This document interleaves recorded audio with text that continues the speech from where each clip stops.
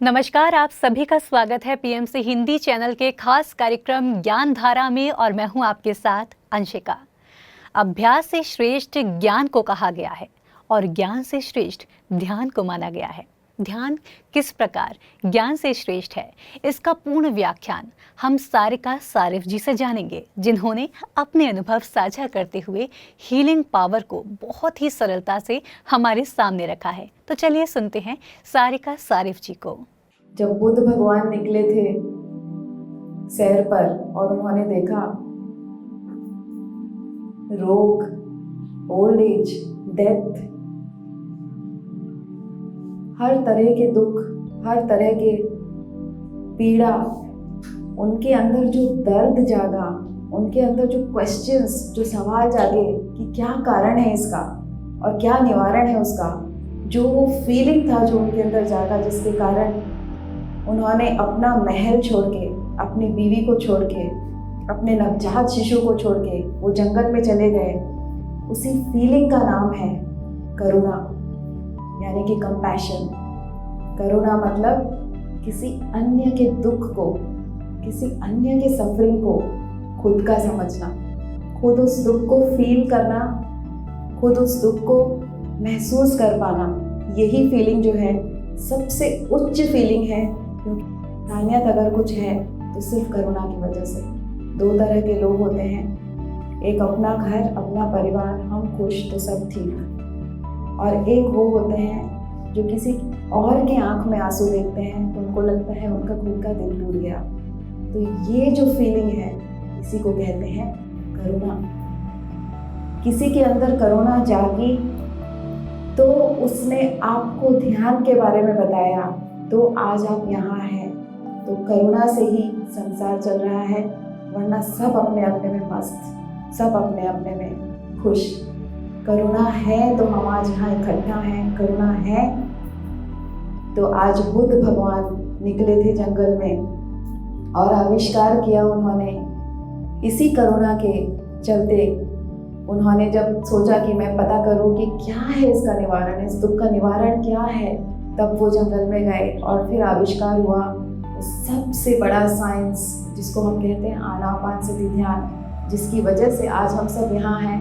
अपने अपने सफरिंग को झेलते हुए हम उसी आनापानसति ध्यान के माध्यम से यहाँ जुड़े हैं। उस आनापानसति ध्यान के लिए, उस बुद्ध भगवान के लिए जो करुणा की मूर्त हैं, इस पर हम बातें कर रहे हैं, चर्चा कर रहे हैं। हमारा बहुत बड़ा सौभाग्य है। पता है, करुणा एक ऐसा धर्म है कि अगर वो किसी के अंदर जाग जाए ना तो उसको तुरंत मुक्ति मिल जाती है। इसके लिए मैं आपको एक स्टोरी बोलूँगी, अगर आपको मन है तो आप आंखें बंद करके भी सुन सकते हैं पूरा सत्र। एक बार बुद्ध भगवान एक जन्म में, क्योंकि उन्होंने भी बहुत सारे गलत कर्म किए थे, सभी को अपने कर्म भोगने पड़ते हैं, तो वो भी अपना कर्म भोगने के लिए एक जन्म में नरक में थे। नरक में अपने कर्म भोग रहे थे, बहुत बड़े कर्म किए थे उन्होंने, बहुत ही नरक में उनको झेलना पड़ा। उनके साथ में एक साथी था और उस नरक के जो जेलर थे, उनका काम था इन दोनों को जितना हो सके उतना कष्ट देना। दोनों से वो काम करवाते थे, एक को मारते रहते थे तो दूसरे को थोड़ी सी राहत मिलती थी, जब दूसरे को मारने जाते थे तो इसको राहत मिलती थी। इतना कष्ट वो भोग रहे थे। कष्ट भोगते भोगते एक दिन जब उनका जो साथी है जो नरक में था, वो दुख झेलते झेलते गिर पड़ा, उसके पूरे शरीर में पीड़ा हो रही थी और खून बह रही थी, वो गिर पड़ा, काम नहीं कर पाया। तो जेलर उसी वक्त आया और उसे जोर से धक्का मारा और कहा कि तुम बैठ कैसे गए।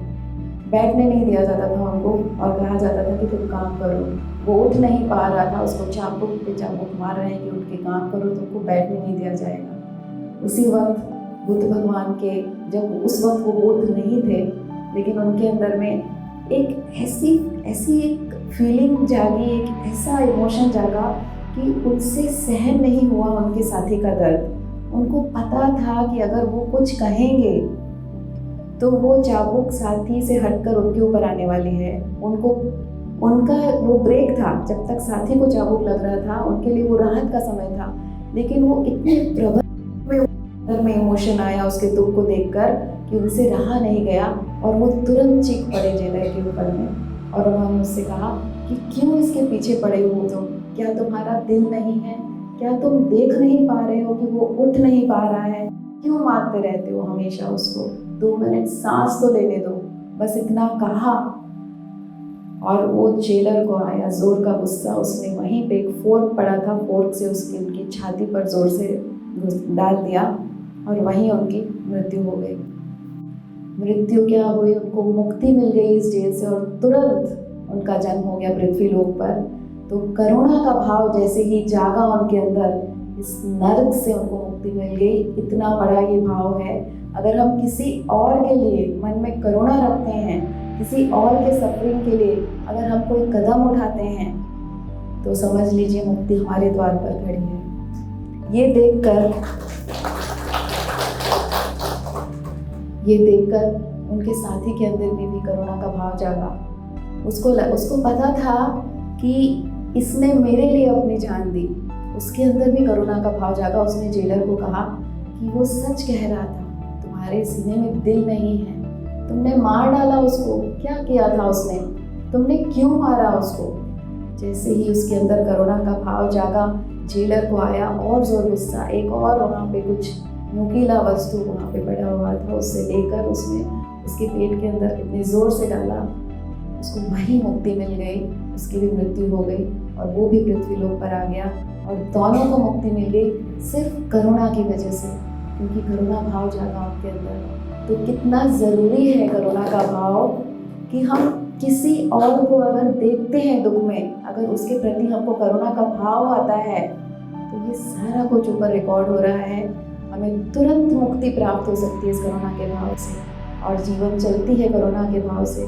तो अन्य के दुख को देखकर जो हम दुखी होते हैं, इसीलिए हम यहाँ हैं, इसीलिए हम इतना ध्यान प्रचार कर रहे हैं। यही कारण है ध्यान प्रचार का, क्योंकि अन्य को दुख को हम अपना समझते हैं। एक बार क्या हुआ, बुद्ध भगवान एक शहर में ध्यान प्रचार कर रहे थे, उनका क्लास चल रहा था।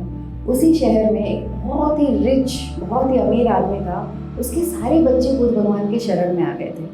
उसका बिजनेस बहुत डाउन हो गया था। उसको ऐसे लग रहा था ये बुद्ध पता नहीं क्या कर रहे हैं, मेरे सारे बच्चे यहाँ चले गए, मेरा बिजनेस संभालने वाला कोई नहीं है। तो उसको बहुत जोर जब गुस्सा आया, वो बोला आज मैं जाके इस आदमी को सबक सिखाने वाला हूँ। हमारा पूरा बिजनेस इसने डामाडोल कर दिया है, आज मैं इसको जाके सबक सिखाने वाला हूँ। वो तमतमाता हुआ गुस्से से गया। गुस्से से जाकर वो बुद्ध भगवान के सामने कुछ कह तो नहीं पाया, क्योंकि उनकी ऑरा के अंदर आके उसके मुंह एकदम बंद हो गए। वो कांपने लगा गुस्से से। जब उसके मुंह से कुछ वाणी नहीं निकली, तो सबके सामने बुद्ध भगवान के ऊपर चेहरे पर उसने जोर से थूक दिया। और बुद्ध भगवान क्या किए पता है, उन्होंने स्माइल किया, वो मुस्कुराए।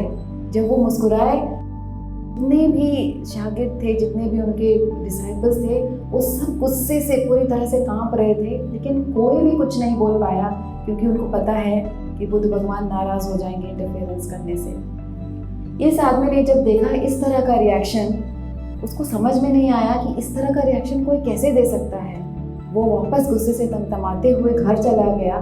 फिर जब वो रात में सोया तो उसको नींद नहीं आई कि मैंने इसके चेहरे पे मैं इसके थूक के आया हूँ और इसके चेहरे से एक शब्द नहीं, ये सिर्फ मुस्कुराया।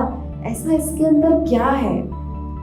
दूसरे दिन वो गया और उसने कहा कि मैं रात भर सो नहीं पाया, आपका तेज, आपकी मुस्कान मेरे सीने को चीर गई। आपके अंदर वो क्या है जो मुझे अंदर से छलनी कर गई, मुझे अंदर से पूरी तरह से परिवर्तन मैंने महसूस किया। ऐसे करके जब वो चरणों पे गिर गया और उसने कहा कि मुझे माफ़ कर दो, तो बुद्ध भगवान ने कहा क्यों माफ़ कर दूँ, क्या किया है तुमने। तो उसने कहा कि मैं वही इंसान हूँ जो कल आपके ऊपर मैंने ऐसा काम किया था, आपके मुंह के ऊपर मैंने थूका था, मैं वही इंसान हूँ, पहचानो मुझे। बोले मैं नहीं जानता उस इंसान को। आज जो इंसान मेरे सामने है उसने तो कोई भी गलती नहीं की है, कुछ भी नहीं किया है। वो तो एक ऐसा इंसान है जो परिवर्तित है और पूरी तरह से गिड़गिड़ा रहा है। और उसने उसको उठाकर गले लगा लिया।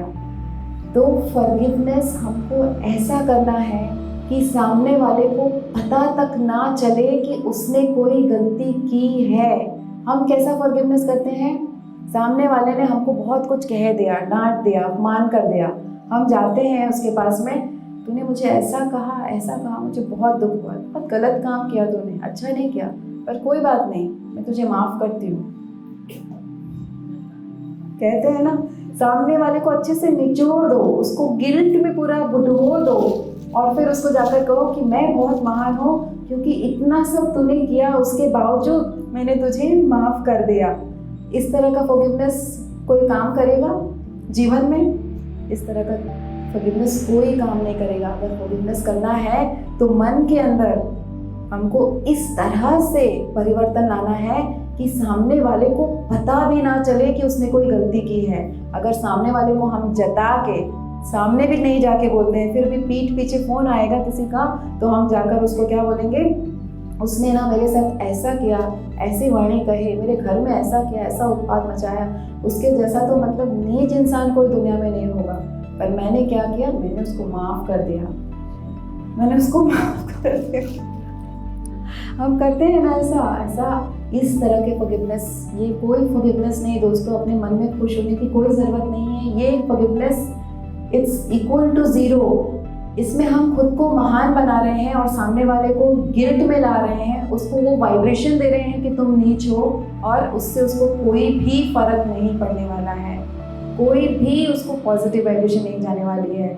तो हमेशा जब जीवन में ऐसी स्थिति आए कि सामने से कोई कुछ कहे, सामने से कोई प्रॉब्लम हो, उस वक्त क्या याद करना है कि मेरे चेहरे पर अगर किसी ने थूका भी तो मुझे कर पाओगे, लेकिन इसी स्थिति में आना है, इसी स्थिति में आना है हमको, इसी स्थिति में आना है, और सामने वाले को कभी भी गिल्टी फील नहीं कराना है। ये है करुणा धर्म। तीसरा क्या है फ्रेंड्स? हेल्प करना है। अगर उसने हमको कष्ट दिया है, दुख दिया है, तो भी हमको उनको प्यार करना है, तो भी हमको उनको मदद करनी है। एक और मैं मंक की स्टोरी बताती हूँ इसमें। एक बुद्धिस्ट मंक थे, वो अपने शहर की तरफ जा रहे थे अपने दीक्षा मांगने के लिए। तो रास्ते में जब एक पोखरी आई, पोखरी में उन्होंने देखा कि एक पत्था ऐसे पड़ा हुआ, उसके ऊपर एक स्कॉर्पियन को हिंदी में क्या बोलते हैं? बिच्छू इस तरह से लटका पड़ा है कि कोई अगर उसको सहारा दे दे तो वो बच जाए। सबको पता ही होगी ये कहानी। कोई उसको थोड़ा सा सहारा दे दे तो वो बच जाए, वरना वो डूब जाएगा। तो ये तो बुद्धिस्ट मंक हैं, ये तो करुणा की मूर्त हैं। इन्होंने क्या किया, अपना उनका हाथ नहीं जा रहा था, सपोज ये पोखरी है, उनका हाथ नहीं जा रहा था, तो पूरी तरह से वो झुक करके आगे बढ़कर बहुत मुश्किल से उन्होंने अपना हाथ बिच्छू को दिया कि मैं अगर इसको अपना हाथ देता हूँ तो ये बच जाएगा। जैसे उन्होंने हाथ बिच्छू के नीचे रखा बचाने के लिए, बिच्छू ने जोर का डंक मारा उनको। दर्द से वो तिलमिला गए। बिच्छू का डंक सबको पता है ना, दर्द से वो तिलमिला गए और हाथ पीछे कर लिया। लेकिन देखा कि बिच्छू और नीचे आ गया है, उसको बचाने के लिए एक बार और हाथ देना पड़ेगा। तो उन्होंने दोबारा नहीं सोचा, मन में करुणा, उसको बचाने के लिए उन्होंने फिर से हाथ आगे किया बिच्छू को बचाने के लिए, और बिच्छू इस बार और डरावा और जोर से डंक मारा। उनके हाथ से खून की धारा बह गई और वो दर्द से चीख पड़े। और जब वो पीछे आए तो उनका एक साथी वहाँ से गुजर रहा था। बोले कि पागल हो गए हो क्या तुम? बॉम्बे से कौन आया है यहाँ पे? बॉम्बे से कोई है यहाँ मास्टर?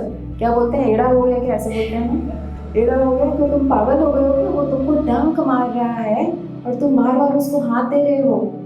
तो उस बुद्धिस्ट मंक ने क्या कहा पता है? उन्होंने कहा उसका काम है डंक मारना, उसका धर्म है डंक मारना। वो अपने धर्म को नहीं भूला। हमारा धर्म है करुणा दिखाना, प्यार करना। हम अपने धर्म को कैसे भूल सकते हैं? जब एक बिच्छू अपना धर्म नहीं भूलेगा तो हम अपना धर्म कैसे भूल सकते हैं? तो मेरा धर्म है उसको बचाना। तीसरी बार उसने हाथ आगे बढ़ाया और वो बिच्छू बच गया और वो निकल पड़े। तो ये होता है करुणा धर्म। कि सामने जीवन में क्या होता है हमारे साथ, हमने कुछ अच्छा कहा, सामने वाले ने कुछ बुरा कहा, हमको करुणा धर्म याद रहता है। हमने कहा नहीं, हमको अपना करुणा धर्म याद है। हमने फिर उसको प्यार दिया, दूसरे दिन उसको प्यार समझ में नहीं आया, फिर से उसने हमारा अपमान किया। हमने कहा नहीं, सेशन करके आए, हमारा करुणा धर्म है, तो हम उसको फिर से माफ़ करेंगे। फिर से उसको माफ़ किया। तीसरे दिन तो पता चला जब हम बाहर गए, उसने सबको बता दिया हमारे बारे में कि हमने कितना जुल्म किया उसके ऊपर।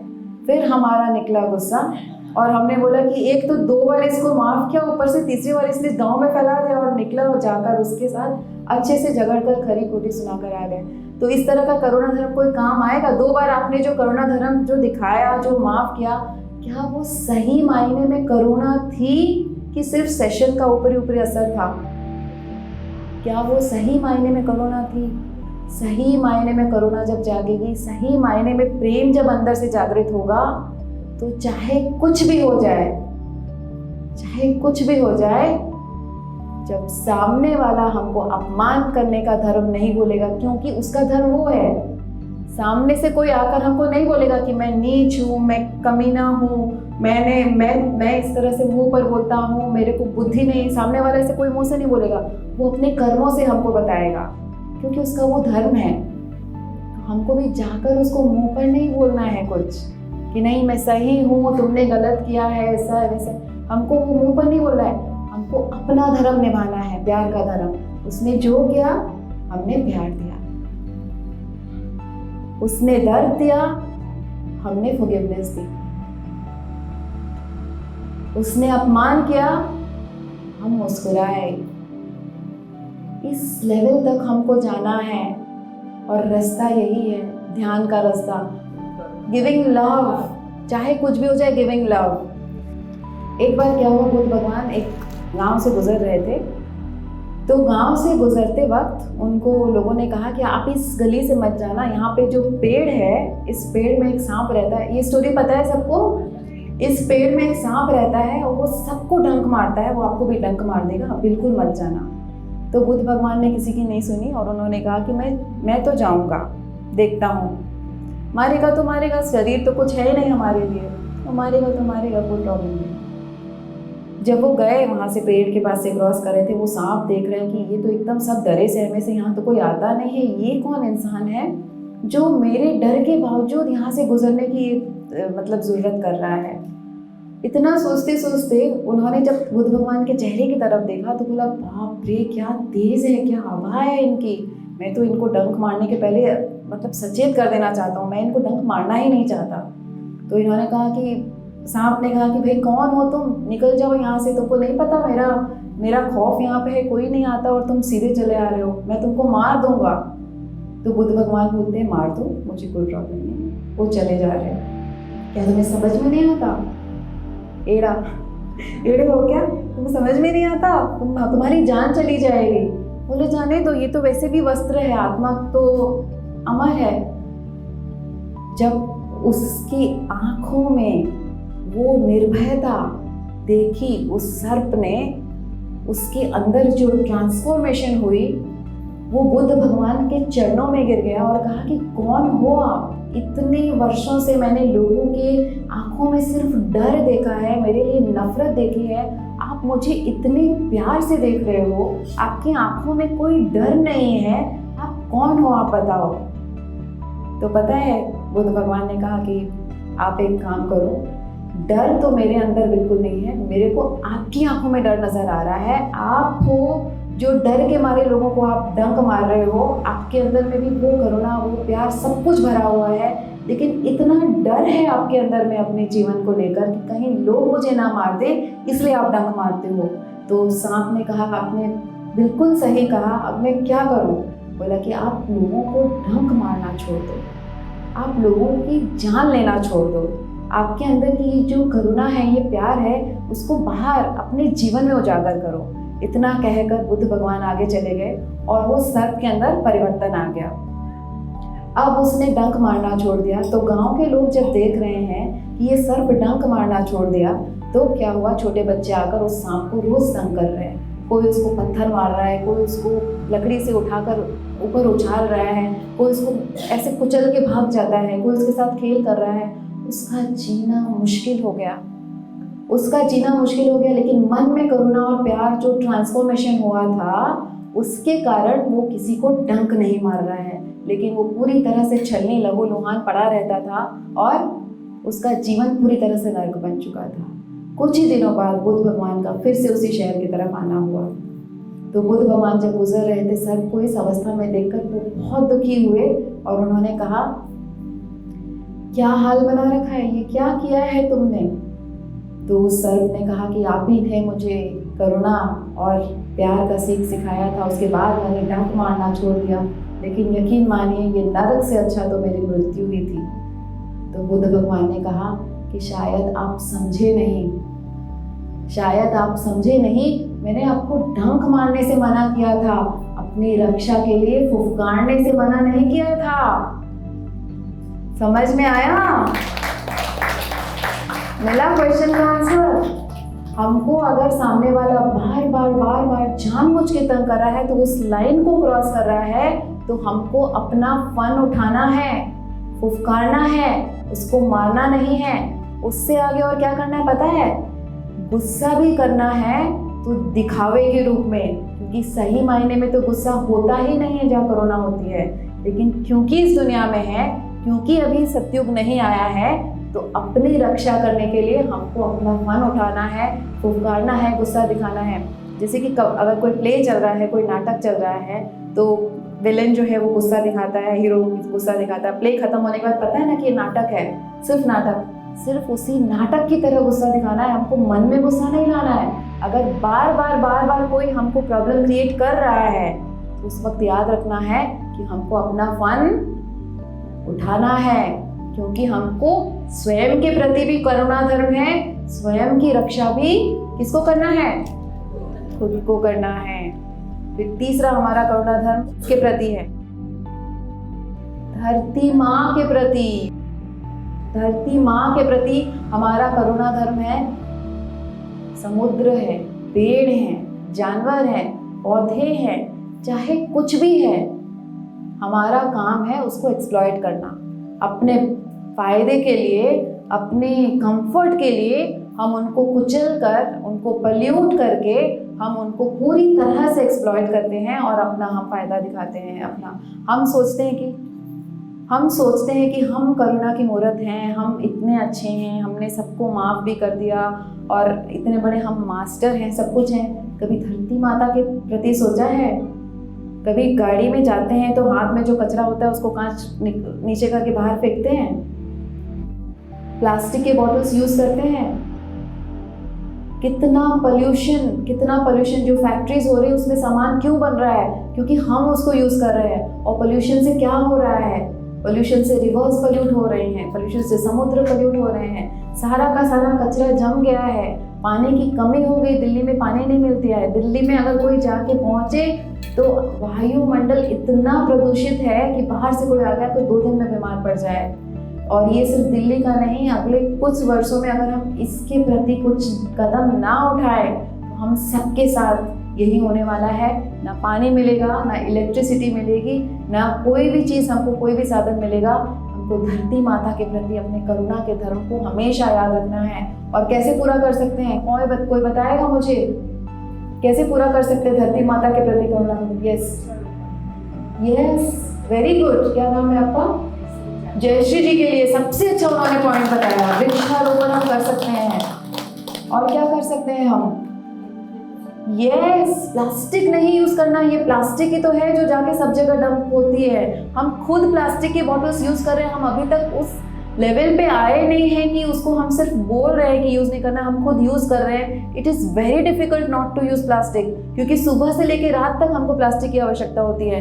लेकिन हम कोशिश कर सकते हैं। हम सिर्फ इंतजार नहीं करेंगे कि सामने वाला बंद करे, सारे लोग बंद करें तो हम बंद करें। हमको पहल करनी है, हमको लीडरशिप लाना है अपने अंदर कि चाहे कोई करे ना करे, मैं अपना योगदान दूंगी। हम जाते हैं रेस्टोरेंट में, पूरा ग्लास वो भर देते हैं, हम 1 सिप पीते, बाकी का पानी वेस्ट। हमारे घर में मेहमान आते हैं, हम ट्रे में भर के 4 ग्लास पानी, 1 सिप पिया कि नहीं पिया, बाकी पानी। तो ये सब पे हम काम स्टार्ट कर सकते हैं। Let's be the change. Let's just not wait for the society to change and follow them. Let's be the leaders. Let's be the change. हम ये सब खुद के घरों में अगर शुरू करेंगे तो 4 मेहमान आएंगे, कहेंगे पानी भी नहीं दिया, तो उनको समझाओ कि क्यों नहीं दिया। फिर वो भी जाके अपने घर में करेंगे। इसी तरह से तो फैलेगा। आज PA सिस्टम कैसे फैल रहा है? पत्री जी अकेले चले। He was the leader. He took the initiative. फिर उसके बाद लोग जाने। तो आप सब जो यहाँ बैठे हो सब एक ऊर्जा का स्रोत हो। अपने आप को कम मत समझना। आप अपने जीवन का रिस्पॉन्सिबिलिटी ले लो कि मैं अपने जीवन में इसको शुरू करती हूँ। कौन कौन आज से शुरू करेगा? ब्यूटीफुल। क्या नाम बताया आप सबका, बताइए तो। रंजना जी को तो सभी जानते हैं। रंजना जी के लिए बहुत जोरदार तालियां। सी, हम ऐसा कर सकते हैं और शर्म की बात नहीं है कि हम जहाँ जाएंगे हम बोलेंगे लोग क्या सोचेंगे। अरे ये बात हमेशा याद रखना, अगर कुछ अच्छा कर रहे हो ना तो कभी डरना मत और शर्माना मत। जब अच्छा कर रहे हो ना तो ये दोनों पैरों को से धरती पे रख लेना और माँ को कहना, माँ मैं तुम्हारे लिए कर रही हूँ, मेरा साथ देना। कोई हो ना हो, तुम मेरे साथ हो, तुम मेरी माँ हो, मैं तुम्हारे लिए ये कदम उठा रही हूँ। मुझे शक्ति दो कि मैं जाकर अपनी आवाज़ उठा सकूँ इसके खिलाफ। और माँ साथ देगी, वो शक्ति देगी माँ। और फिर उसी शक्ति के साथ, उसी भाव के साथ तुम सामने वाले को जाकर बोलोगे ये पानी वेस्ट मत करो। उस आवाज़ में इतनी ताकत होगी कि सामने वाला उसको मानने पर मजबूर हो जाएगा। अपने आवाज़ में ताकत। आप जाके ये मत करो, वो मत करो, ऐसे मत करो, वैसे मत करो। क्यों दिखाना है कि मैं बहुत बड़ी मूवमेंट चला रही हूँ? किसी को कोई फर्क नहीं पड़ने वाला। बोल के गए वो फिर वो डालेगा। भाव क्या रखना है, मन का भाव क्या रखना है, मैं अपनी माँ के लिए कर रही हूँ, मैं कोई बहुत बड़ा मूवमेंट नहीं चला रही हूँ। आप घर पे बैठे हो, माँ को आकर कोई 2-4 शब्द बोल दे, कैसे गुस्सा आता है। वो तो फिर भी हमारी फिजिकल माँ है, ये तो धरती माँ है, इसने तो सब कुछ दिया है हमको। इस माँ के लिए क्यों नहीं आता गुस्सा? इस माँ के प्रति अगर मन में ये भाव आए, माँ से अगर जुड़कर वो भाव ले लो, आप माँ से वो शक्ति आप माँ के अंदर से ले लो। एग्जाम देने जाते थे तो माँ के पाँव छू के जाते थे कि नहीं? क्यों? क्योंकि जब माँ कह देती है तो एग्जाम हॉल में एक शक्ति अलग आ जाती है। आती है कि नहीं? धरती माँ के साथ जुड़ के, दोनों पैरों को धरती पे रख के, अपने भाव की शुद्धि करके। मैं यहाँ कोई मूवमेंट चलाने के लिए नहीं कर रही हूँ, बड़े बड़े लेक्चर, मैं सिर्फ अपने माँ के लिए कर रही हूँ और जितना मेरे से बन पाएगा मैं करूँगी। सिर्फ इतना सा भाव, उस आवाज़ में इतनी शक्ति होगी कि सामने वाले को आप बस एक संक्षेप में लाइन बता दो, मजबूर हो जाएगा वो मानने के लिए। लाओगे ये भाव अपने अंदर? तो ये तो रहा हमारा धरती माँ। अपने प्रति हमारा रहा करुणा कि हमको अपनी बैटरी को चार्ज में लगाना है, ध्यान करना है। और अपने प्रति हम करुणा कैसे दिखाते हैं? हमको ना, अगर हम अपना खुद का ख्याल रखते हैं ना तो बहुत गिल्टी फीलिंग आती है। सपोज गरम गरम खाना बना हुआ है, बच्चे स्कूल से 3 बजे आएंगे, 1 बज गए, 2 बज गए, हमको भूख लग रही है, हस्बैंड नहीं आए, बच्चे नहीं आए, तो हम खाएंगे नहीं। 3 बजे आए, उनको खाना दिया, हम खाते खाते 4, फिर एसिडिटी। आज एसिडिटी हुई, कल एसिडिटी हुई, 1 महीने के बाद सीवियर एसिडिटी, तबीयत खराब, एसिडिटी की वजह से और ज़्यादा प्रॉब्लम्स, बीपी वगैरह आ गया, फिर डॉक्टर के चक्कर काट रहे। क्या करते हैं हम? क्यों हम अपना ख्याल नहीं रखते हैं? वो गिल्ट कि नहीं, पहले बच्चों का ख्याल रखना है, फिर हस्बैंड का ख्याल रखना, फिर खुद खाएंगे। वो गिल्ट को मन से निकालना है, क्योंकि करुणा का भाव हमको सबसे पहले, अगर पहले ही 1 बजे भूख लगी थी, खाना थोड़ा खा लिया होता तो ना वो एसिडिटी आती, ना वो रोग आते। क्यों हमको अपना ख्याल रखने में गिल्ट आती है? क्यों? क्योंकि हमको किसी ने सिखाया ही नहीं है कि तुम्हारे लाइफ में सबसे पहले तुम हो। तुम्हारी बैटरी अगर डिस्चार्ज हो गई तो तुम अपने भी काम के नहीं होगे और दूसरों के भी काम के नहीं होगे। हमको वो गिल्ट नहीं लाना है। और जैसे कि इन्होंने कहा कि कहीं जाकर हम कुछ अच्छा बोलेंगे तो डर लगेगा, हमको डरना नहीं। अगर कोई सही चीज़ हम बोल रहे हैं तो चाहे 99 लोग उसको अपोज कर रहे हैं, अगर हमको पता है ये सच है तो अपनी बात पर अड़े रहना है और चिल्ला कर नहीं बोलना है। अपनी बात पर एक लाइन में ऊर्जा कहाँ से लाएंगे? अपनी वाणी में वो ऊर्जा को कहाँ से लाएंगे? ध्यान से, अपनी आत्मा से अगर हम कनेक्ट हो गए, धरती माँ से हम कनेक्ट हो गए, हमारे भाव में अगर शुद्धि आ गई, हमारे भाव में अगर रहेगा कि नहीं मुझे तो अभी स्टेज में जाना है, मुझे अभी सब देखेंगे, मेरे को ऐसे लेक्चर देना है, मेरे को अभी फेमस होना है, ये सब भाव अगर रहेंगे तो आप लेक्चर दे के आ जाओ, भले लोगों को दिल में कुछ नहीं उतरने वाला, लोगों को कोई फर्क नहीं पड़ने वाला, वो वैसे ही करने वाले हैं जैसे वो करेंगे। आपको अगर अपनी वाणी में वो शक्ति लानी है तो सबसे पहले आपको अपने भाव बदलने होंगे। आपको अपनी आत्मा, अपनी हायर सेल्फ के साथ एक होना पड़ेगा। फिर अपने भाव को बदलकर सेवा के भाव में लाना पड़ेगा, माँ से जुड़ना पड़ेगा, उस यूनिवर्स से, उस माँ से शक्ति लेनी पड़ेगी, क्योंकि उसकी शक्ति इतनी विख्यात है। जब उसका अंश आपके अंदर में आएगी तब आपकी वाणी में वो शक्ति आएगी कि आप एक लाइन प्यार से किसी को बोल दो, अपने बात पर अड़े रहो तो सामने जो 99 लोग हैं वो चुप हो जाएंगे। लाओगे अपने अंदर वो शक्ति? यस। तो थर्ड हमारा हो गया, पहला अपने खुद के प्रति, दूसरा हो गया और एक सबसे इम्पोर्टेंट मैं भूल रही हूँ, फैमिली वालों के प्रति करुणा। खुद के प्रति हमने रख लिया, सोसाइटी के प्रति रख लिया, धरती माता के प्रति रख लिया, सबसे इम्पोर्टेंट है एनिमल्स, इसलिए मैं लास्ट में आऊंगी, लेकिन उसके भी पहले हम सबके लिए रख लेते हैं। लेकिन क्या अपनी फैमिली वालों के लिए हम करुणा रखते हैं? रखते हैं? कैसे हम एक्सप्लॉइट करते हैं बच्चों को?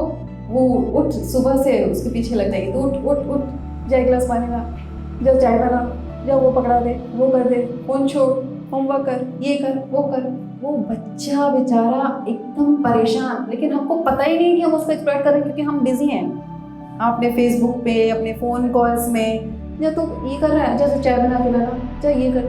बोले मम्मी प्लीज़, मेरा भी जीवन है यार, मेरे को भी छोड़ दो थोड़ा सा। और बच्चे बड़े हो गए, आज खाना तो बना ले, आज बाज़ार से ये लिया, बाज़ार से ये ले। अगर सपोज एक चीज़ वो भूल गया, दोबारा जा। हमको करुणा है अपने अगर वो अपने तरीके से अपने लाइफ को जी रहा है बच्चा, हम जाकर हमेशा उसके अंदर इंटरफेयर करेंगे। उसके कमरे में जाएंगे, उसका कमरा बिखरा हुआ रहेगा। मुझे पता है सबके बच्चों के कमरे बिखरे हुए रहते हैं, क्योंकि वो उस युग के नहीं जिस युग के हम हैं। वो जिस युग में हैं उनके लिए कोई फर्क नहीं है कि कमरा कैसा हो। उनके लिए और बड़े बड़े बहुत सारे प्रोजेक्ट्स हैं। जैसे हमारे लिए साफ सफाई इंपॉर्टेंट है कि सब कुछ साफ होना चाहिए, सेटल्ड होना चाहिए, क्योंकि वो बड़े प्रोजेक्ट्स हमारे अंदर अभी डाउनलोड हुए नहीं हैं, हम उस युग के हैं। लेकिन ये न्यू एज चिल्ड्रेन हैं, इनके लिए ये कोई मायने नहीं रखता कि कपड़े कैसे पढ़े, किताबें कैसे पढ़े, क्योंकि उनके पास इतने इंपॉर्टेंट अंदर में प्रोजेक्ट्स हैं इनके अंदर डाउनलोड हुए हुए कि उनके लिए वो प्रायोरिटी है। उसके बाद उनको समय मिलेगा तो वो साफ सफाई के प्रति वो अपने हिसाब से अपना कमरा रखना चाहता है। लेकिन हम क्या चाहते हैं? वो मेरे हिसाब से अपना कमरा रखे। जब भी उसके कमरे में जाएंगे उसको 10 टुकड़ी कोटी सुना के आ जाएंगे, क्या हाल बना के रखा है, ग्वाल बना रखा है, फिश मार्केट है, ऐसा किया वैसा किया। रोज रोज आप जाकर 4 बार उसको ऐसे बोलो, 1 महीने के बाद वो बच्चा आपसे इरिटेट हो जाएगा। आपको अपने रूम में आने के लिए उसको मन करेगा कि मॉम नो एंट्री। पापा लोग ऐसे नहीं होते हैं, वो समझते फिर भी थोड़ा। लेकिन ध्यान आने के बाद जब पता चला कि ये लोग क्रिस्टल चिल्ड्रन हैं, इंडिगो चिल्ड्रन आते हैं, फिर क्रिस्टल चिल्ड्रन आते हैं, तो जो क्रिस्टल चिल्ड्रन है उनके लाइफ में ये सब कोई मायने नहीं है। अगर वो कुछ क्रिएटिविटी अपने लैपटॉप में कर रही है, सपोज वो कुछ प्रोजेक्ट पे काम कर रही है और मैं उसके कमरे में जाकर 10 बार बोलूँ पहले कपड़े उठा, पहले साफ कर, उसका वो क्रिएटिविटी में मन लगेगा? मैं किस तरह से उसके लाइफ में सपोर्ट कर रही हूँ उसको? क्या कोई करुणा है मेरे जीवन में? खुद से होता है तो कर दो, नहीं होता है तो बाउंड्री बना दो, भैया तेरे कमरे को जैसे रखना रख, मेरा घर साफ रहेगा। It's simple. और क्या करते हैं हम फैमिली वालों के साथ? हस्बैंड को शाम को आ गया वो बेचारा थक हार के ऑफिस से, उसके बाद हमारी कहानी स्टार्ट हो जाती है। ये बच्चे ने ऐसे कर दिया, वो बगल वाले ने ऐसे कर दिया, तुम्हारी बहन ने ऐसे कर दिया, तुम्हारी माँ ने ऐसे कर दिया, मैं आया हूँ थोड़ा सा चाय दे दो यार। नहीं, पहले तो तुम सुनो कि आज क्या क्या हुआ, उसके बाद हम चाय की बातें करेंगे। वो घर में आता है थक के एकदम से, वो किस लिए काम कर रहा है? क्या उसने एक अंडरटेकिंग लिया है कि पूरे हम सबका वो कमा के लाएगा? वो सब नहीं। He is also individual. क्या वो शादी कर लिया तो वो क्या वो भूल कर लिया? क्या उसकी कोई लाइफ नहीं है? उसकी कोई अरमान नहीं? कहीं घूमने जाएंगे, अगर उसने कुछ बता दिया है तो नहीं यहाँ नहीं वहाँ जाना है, वहाँ नहीं वहाँ जाना है। कहीं शॉपिंग जाएंगे तो सारा दिन उसको हम परेशान करेंगे, ये ले लो, हाँ ले लो, नहीं वो ले लेती हूँ, ठीक है ले लो, नहीं वो ले लेती हूँ, ठीक है ले लो, नहीं वो ले लेती हूँ, ठीक है ले लो। आ जाएंगे घर पे, उसके बाद घर में कपड़े देखेंगे, फिर करेंगे कल चलते एक्सचेंज करके आए। होता है कि नहीं होता है? क्या वो इंसान नहीं है? उसके मन में क्या बीतती है? अगर वो चुपचाप से चला तो ठीक है, अगर उसने कहा कि मैं नहीं जाऊंगा तो हमारा क्या होता है? लग गए पैसे यार, पहनूंगी ही नहीं तो क्या काम आएंगे, एक्सचेंज तो करना है। घर वालों के बारे में कुछ बता दिया, अगर वो सुन गया तो ठीक है, नहीं सुना तो हमारे आंसू, हमारा ब्रह्मास्त्र, हमारे आंसू। But you have to try and understand he is an individual, he has his life. उसके मन में ये आना चाहिए कि इस औरत के साथ शादी करके मेरा जीवन सुधर गया है, मुझे सपोर्ट मिल रहा है, ये मेरे जीवन में है तो मेरा जीवन खुशनुमा है। क्या ये फीलिंग दे पाते हो अपने हस्बैंड को कि मन ही मन वो कुड़ रहा है शादी करके? कहाँ फंस गया मैं यार? हमें अपने हस्बैंड के प्रति, अपने जीवन साथी के प्रति वो करुणा भाव रखना है, ये समझना है कि वो इंडिविजुअल है, वो हमसे शादी कर लिया तो एक उसने साइन नहीं कर दिया कि हमारे सारा चीज का अंडरटेकिंग उसने ले लिया है. We have to live our life in such a way that he feels that he is respected, he is loved, he is supported, and it is very important.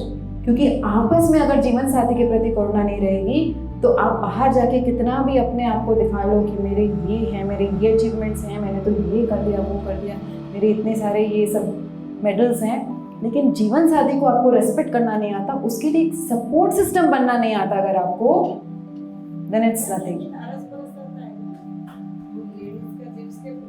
Yes. तो क्या क्या जुल्म करते हैं जेंट्स लेडीज पर? Yes, करते हैं.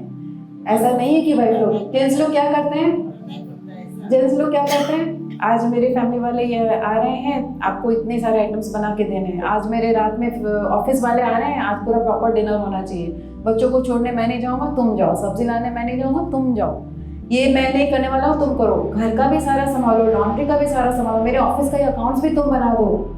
और उसके बाद 4 लोगों के सामने रिस्पेक्ट भी नहीं करते. थोड़ी सी अगर नमक में भी कमी आ गई तो सबके सामने क्या खाना बनाया यार, मजा ही नहीं आया क्या कर. और फिर शाम को आ गए, अगर हम टीवी देखते हुए मिल जाएं, अगर लेडीज लोग, सारा दिन करती क्या हो तुम, टीवी तो देखती हो, सारा दिन हमने जितना किया उसको. तो ऐसा नहीं है कि सभी लेडीज ऐसी हैं, ऐसा नहीं है कि सभी जेंट्स ऐसे हैं, लेकिन बहुत जगह ऐसा भी है और बहुत जगह ऐसा भी है. तो सबसे पहले तो उसको अपनी अर्धांगी को रेस्पेक्ट करना है. वो तुम्हारे जीवन में अपने पूरे घर परिवार को छोड़ के आई है, सिर्फ तुमसे बंध के तुम्हारे परिवार का ख्याल रख रही है, और तुम ही उसको सारा टाइम इस तरह से करते रहोगे, ना उसको समझोगे. कभी उसको स्पेशल फील कराया है, कभी उसके बर्थडे पर जाकर एक गुलाब खरीद कर लाके दिए हो कि हैप्पी बर्थडे? वो सब नहीं करेंगे हम, वो सब नहीं करेंगे. It is very important for a woman that somebody expresses his love for her. अगर इस उम्र के भी पड़ाव में हम आ जाएं कि हम 50, 60, 70 के हो जाएं, उस वक्त भी अगर हमारा जीवन साथी सिर्फ एक गुलाब लाकर हमको मुस्कुरा के देख लेना तो हमारा पूरा दिन खिल जाता है. It is so important. सभी आदमी, मतलब मेन जो यहाँ बैठे सबके लिए मैं कह रही हूँ, ऐसा सपोर्ट सिस्टम अपनी वाइफ के लिए बनाओ कि उसको ऐसा लगे कि इस आदमी से शादी करके मैंने सबसे अच्छा काम किया है जीवन में. और इट इज़ वेरी इंपॉर्टेंट कि टाइम पे आप उसको स्पेशल फील कराओ. कुछ नहीं, बस ये कह दो कि तुम मेरे जीवन में हो तो मेरा जीवन खुश है. ये तो रहा फैमिली वालों के लिए करो ना, खुद के लिए करो ना, सोसाइटी के लिए करो ना, माँ धरती माँ के लिए करो ना. उसके बाद अपने परिवार वालों को भी बख्शो दोस्तों, अपने परिवार वालों के लिए करो ना. अपने हस्बैंड, अपना जीवन साथी, अपनी वाइफ, अपने बच्चे, अपने इन-लॉज अपने माँ बाप की तरह ही हैं, अपने माँ बाप ही हैं. एक बेटी बनकर उनकी सेवा करो, एक बेटी बनकर उनकी सेवा करो. ये हमारा फर्ज बनता है कि अपने इन-लॉज को हम अपने माँ बाप के जैसे ट्रीट करें और अपनी बहू को अपनी बेटी की तरह ट्रीट करें. जब हर घर में स्वर्ग आ जाएगा तो धरती पर अपने आप स्वर्ग आ जाएगा. कहीं भी झंडा लेकर जाने की ज़रूरत नहीं है, अपने घर को स्वर्ग बना दो बस. जब हर घर स्वर्ग बन जाएगा, आप जैसे ध्यानियों के इस जीवन शैली से जब हर घर स्वर्ग बन जाएगा तो दुनिया अपने आप ही स्वर्ग बन जाएगा. तो चौथा और सबसे इम्पोर्टेंट हमारा करुणा धर्म है, for all the sentient living beings, plants, animals, जितने भी पोल्ट्री, फिश, बर्ड्स, क्या करते हैं हम? अपनी जीभ के स्वाद के लिए हम उनको मार के खाते हैं. पता है, जब हम उनको मारते हैं, कभी किसी, अगर आप जहाँ पे इनका होता है, मतलब इसका बिजनेस होता है, आप जाकर देखो तो जब इनको मारा जाता है तो ये इनकी आंखों में वो भय होता है, उनको पता होता है कि मुझे मारा जा रहा है, उनको पकड़ लिया जाता है कस के, और जो मारता है ना वो भी उनकी तरफ देखता नहीं है, और इस तरह से उनके ऊपर वो चक्कू चलाया जाता है, वो 2 टुकड़े में हो जाते हैं, दर्द से वो चीखते हैं, उनके अंदर से डर के वो हार्मोन्स निकलते हैं और उनके पूरे शरीर में वो हार्मोन्स बह रहे होते हैं, खून की धारा निकलती है, और उसी दर्द से उनको ले जाया जाता है धोकर, और फिर घर में लाकर हम उसको पकाते हैं अच्छे से मसाले डालकर और उसको खाते हैं. उसका परिवार वहाँ उसका वेट कर रहा है. तो एक प्रेरणा सर ने परसों ही एग्जाम्पल बताया, मैं आप ज़रूर बताना चाहूँगी. उनके पास एक जन काउंसलिंग के लिए आए, एक हस्बैंड वाइफ. उनका बेटा क्लास 10 में था रोड पार कर रहा था, एक बस आई, एक्सीडेंट हुआ और वो चला गया। अब वो माँ बाप जो है वो भगवान को माफ नहीं कर पा रहे, ना जी पा रहे, ना मर पा रहे, ध्यान में आ गए, ढूंढते ढूंढते प्रेमनाथ सर के पास आ गए। और सर ने जब उनको पास लाइफ में लेके गया कि क्या कारण है कि तुमने इतना बड़ा दुख, एक ही लड़का वो भी क्लास 10 में आकर एक्सीडेंट में चला गया। तो देखते हैं कि किसी जन्म में वो एक पोल्ट्री फार्म चला रहे थे। तो पोल्ट्री फार्म में जो चिकन होती है ना, चिकन की जैसे उसने बच्चे को जन्म दिया, बच्चे को जन्म देके उसकी माँ उसके लिए खाना लेने जा रही थी, बच्चा इंतज़ार कर रहा था। और तभी क्या हुआ, वो जो पोल्ट्री फार्म के मालिक है बच्चे को देखा, अरे ये तो एकदम ताज़ा ताज़ा, एकदम बहुत ही फ्रेश है, इसको आज पका कर खाएंगे। माँ खाना लेने गई है, उसने बच्चे को ले जाकर उसको काट के, उसको मसल के, उसमें मसाले डालकर उसको खाया उसने। तो इस जन्म में वो माँ बाप बन के आए हैं। और जैसे उस जीवन में उसकी माँ इंतज़ार करती रह गई, जब वो खाना लेकर वापस आई, देखती है बच्चा चला गया ऑलरेडी किसी के पेट में, और बिना बच्चे के वो उसको रहना पड़ा। तो इस जन्म में उनको बिना बच्चे के रहना पड़ रहा है, क्योंकि इसका कार्मिक इतना बड़ा है दोस्तों कि आप विश्वास नहीं करोगे। हमारे ब्लेसिंग्स के मेडिटेशन में एक आती थी लेडी, वो जैसे ही ध्यान करने बैठी थी उनके गले में कुछ इस तरह से अटक जाता था।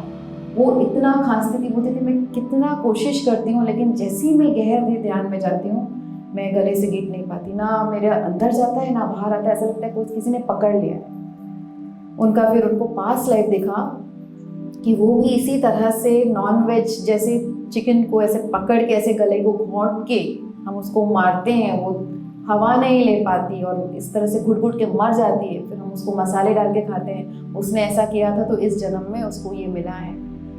उसने माफ़ीनामा किया, फॉरगिवनेस किया, उसके बाद जाकर उसके लाइफ में ये प्रॉब्लम सॉल्व हुई। तो इसका जो कार्मिक है, इस कार्मिक से कोई नहीं बच सकता दोस्तों, इस कार्मिक से कोई नहीं बच सकता। तो जब हम सोचो कि अगर हम हैं यहाँ, मतलब हमारे सपोज हम एक ह्यूमन है, हमसे ऊपर कोई एक और राक्षस हो, कुछ हो जो हम जिसके सामने हमारा जोर ना चले, हम बैठे हैं और अपने जीभ के स्वाद के लिए हमारे घर से हमारे बच्चे को वो उठा के ले जाएं, हम चीखते रहें कि मत ले जाओ उसको, और उसको लगे कि नहीं आज मुझे तो लंच पे इसी का बच्चा चाहिए, बड़ा फ्रेश और एकदम मासूम सा दिख रहा है, आज तो इसी को काट के खाऊंगा। हमारे आंचल से हमारे बच्चे को छुड़ाकर वो ले जाएं और हमारे आंखों के सामने उसको काट के मसाले लगाकर वो अपनी जीभ के स्वाद के लिए खाएं, कैसा महसूस होगा? कैसा महसूस होगा आपको? उनको भी वैसा महसूस होता है, उनको भी जीने का हक है, उनको भी जीने का हक है। नॉनवेज जो खाता है वो कभी स्पिरिचुअल हो ही नहीं सकता। स्पिरिचुअलिटी और कंपैशन ये दोनों बहुत इंटीमेट फ्रेंड्स हैं, और कंपैशन का स्ट्रॉन्गेस्ट एग्जाम्पल है वेजिटेरियनिज्म। अगर आप वेजिटेरियन नहीं हो तो आप कभी स्पिरिचुअल हो ही नहीं सकते, आप कभी ध्यानी हो ही नहीं सकते। बस मन में वो तसल्ली है, जैसे फ़ोन ले जाते हैं ना ऑफिस में, डिस्चार्ज बैटरी वाली फ़ोन की, फ़ोन पास में है लेकिन उसका कोई काम नहीं होता, वैसे आप ध्यान में बैठ जाओ, भले आपका ध्यान कभी नहीं लगेगा। इसलिए अगर ध्यान करना है, आगे बढ़ना है, तो ध्यान अगर करो ना करो वो बात की बात है। सबसे पहले अगर जीवन में आए हो तो याद कर लेना इस बात को कि कोई मेरे बच्चे को मेरे सामने अगर ले जाए और उसको काट के मसाले लगाकर अपनी जीभ के स्वाद के लिए खाए तो मुझे कैसा लगेगा।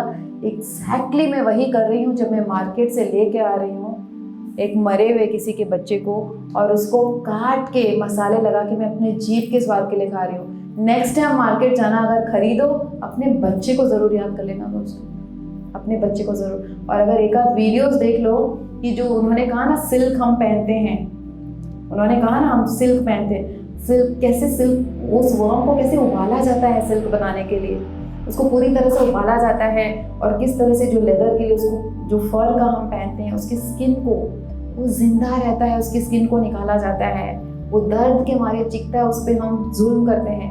पोल्ट्री में उनको खाना दिया जाता है वो डर से ऐसे कि आज मेरा नंबर ना आ जाए, और वो जो हॉर्मोन्स हैं वो अगर हमारे शरीर के अंदर आ जाए तो हमारे शरीर को इतना नुकसान पहुंचाते हैं कि हम उसकी कल्पना भी नहीं कर सकते।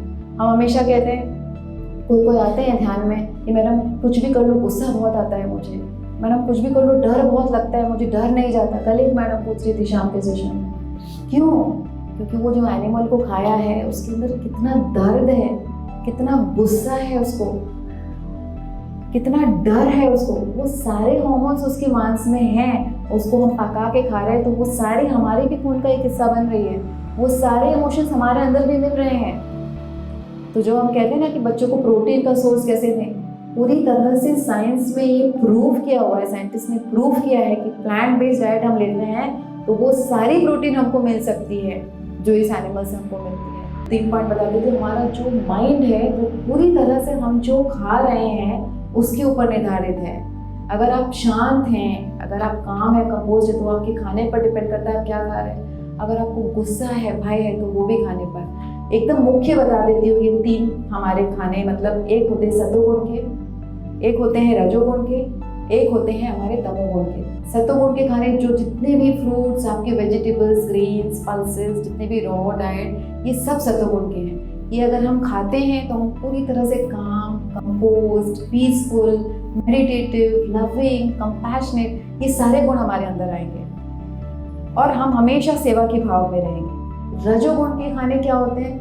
यही सब खानों को अगर आप मात्रा बढ़ा दें, एक्सेस नमक, एक्सेस उसमें आप इसी खाने में आप एक्सेस शुगर, एक्सेस खट्टा कर दें, एक्सेस उसको मसाले कर दें, एक्सेस में खा लें, तो ये रजोगुण के खाने बन जाते हैं। ये हमको जीभ के स्वाद के लिए होते हैं, ये हमारे अंदर पैशन जगाते हैं, वर्ल्डली डिजायर्स के लिए कि हमें ये 5 स्टार रिसोर्ट पे जाना है, ये करना है, पैशन, हमको बिजनेस करना है, पैसे कमाने हैं, हमको दिखाना है, शो ऑफ करना है, जितने भी वर्ल्डली अपने 5 सेंसेस से जितना मज़ा लूट ले, ये सारे रजोगुण के होते हैं। और थर्ड होता है हमारा तमोगुण। तमोगुण के खाने क्या होते हैं? जो स्टेल, बासी हो गए, एकदम बासी हो गए, ब्यूटिफाइड हो गए हैं, जो पहले से बने हुए हैं, सुबह से बने हुए हैं, जो ये जितने मीट के, पोल्ट्री के, सारे तमोगुण के हैं। इनको खाने से क्या होता है? ये है फूड ऑफ इग्नोरेंस। इसको खाने से हमको हमेशा लेजी, अंदर में फ्रेशनेस नहीं लगेगा, अंदर में गुस्सा, भय, डार्कनेस, ईर्ष्या, अहंकार, ये सारे गुण अगर अंदर है तो अपने खाने के पेट की तरफ थोड़ा देखो कि क्या खा रहे हो। तामसिक अगर खाना खा रहे हो फिर कितना भी ध्यान कर लो, अंदर तो खून में वही बह रहा है ना, अंदर तो खून में वही रह रहे हैं। तो तामसिक फूड को याद रखना, ये हमारी सोल की डार्कनेस को इन वन वर्ड इंक्रीज करते हैं। तो हमको कौन सा फूड खाना है? Sattvic food. No meat, no poultry, no fish, no rajoguna. Rajoguna कभी कभी, I know it is very difficult but we can try, because I myself I eat rajoguna का food. I am stating it very very honestly, and I am also sattvic food eater, but I love Rajagun food also, but I'm trying. It's not like I'm not trying, but I'm honest.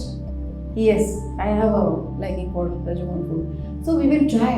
जानवरों को बलि जो चढ़ाते हैं कि भगवान खुश हो जाएंगे, इसका कोई पॉइंट नहीं है। आज मुझे खुश करने के लिए किसी बच्चे को लाकर वो मेरे सामने कत्ल करे, मैं खुश हो जाऊँ, मैं खुश हो जाऊँगी। तो हम तो उसी यूनिवर्स के बच्चे हैं, वो यूनिवर्स को, उसी के बच्चे को मार के आप दे रहे हो कि तुम खुश हो जाओ। कोई पॉइंट समझ में आ रहा है, कोई लॉजिक समझ में आ रहा है? नहीं, लेकिन करते हैं। क्यों करते हैं? क्योंकि डार्क सोल्स 3 लाख साल से हमको रूल कर रहे हैं और उन्होंने ये इग्नोरेंस के सीड सभी जगह बोए हैं। तो ये इग्नोरेंस है, ये सब जो कॉन्सेप्ट्स हैं ये सब इग्नोरेंस की वजह से।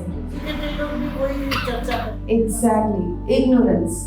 तो अब आप ध्यान में आ गए हो, आपको इग्नोरेंट तो रहना नहीं है और आसपास इग्नोरेंस है तो उसको हटाना भी है। तो दर्शकों, आज के इस एपिसोड में हमने सारिका सारिफ जी से जाना कि ध्यान की पद्धतियों में नई ऊर्जा, नई ताकत और विश्वास विद्यमान होता है। ध्यान की इन्हीं पद्धतियों का प्रयोग कर सारिका सारिफ जी ने सबसे पहले अपने रोग को हराया, तत्पश्चात ध्यान से मिले ज्ञान, ऊर्जा और ताकत को सभी तक पहुंचाया। आशा करती हूँ कि सारिका सारिफ जी के अनुभवों को जानने के बाद आप भी कष्ट के समय में ध्यान को अपनाकर अपने मन से सभी प्रकार के बुरे विचारों को दूर करेंगे। इसी आशा के साथ आपसे लेती हूँ आज्ञा। फिर होगी आपसे मुलाकात ज्ञानधारा की एक और एपिसोड में। तब तक के लिए मुझे दीजिए आज्ञा। आप देखते रहिए PMC हिंदी चैनल। नमस्कार।